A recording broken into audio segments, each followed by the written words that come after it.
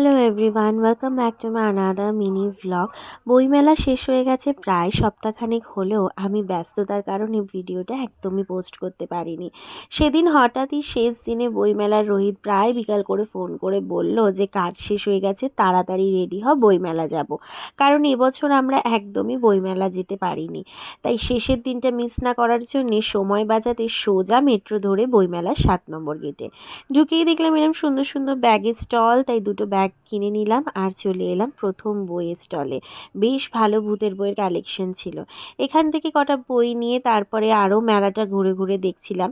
ইতিমধ্যে দেখলাম বাংলা সঙ্গীত শিল্পী শ্রীকান্ত আচার্যকে, তারপরে আরও মেলাটাকে এক্সপ্লোর করছিলাম।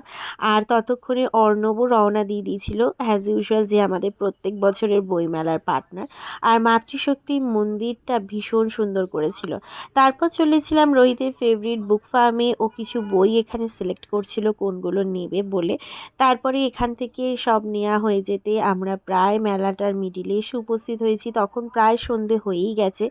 আর অর্ণবও ফোন করে বলল ও চলেই এসেছে। আর এই গাছের নিচটা দেখো, প্রত্যেক বছর বহু মানুষকে এখানে বসে থাকতে দেখি। আর তারপরে এখানে দেখলাম কিছু পুরোনো দিনের ওই কাঠের বাক্সর ক্যামেরা, আর একটা কী জিনিস আমি ঠিক এখন এই মুহূর্তে মনে করতে পারছি না। তো তারপরে দুজনে একটু চা খেয়ে নিলাম। ইতিমধ্যে অর্ণব এসে পড়েছিল, তাই তিনজনে দাঁড়িয়ে অনেকক্ষণ আড্ডা মেরেছিলাম। সেই ভিডিওগুলো অবশ্য করা হয়নি। আর তারপরে দুজনে কিছু একটা ফোনের ক্যামেরা নিয়ে এখানে টেস্ট করছিল, যেটা আমি সত্যি কথা জানি না।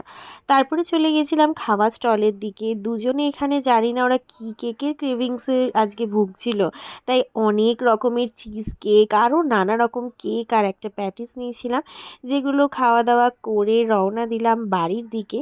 আর এইখানে বেশ এই মা সরস্বতী আর গ্রাম বাংলার থিমটা বেশ সুন্দর করেছিল, যেটা বেশ ভালো লেগেছিল।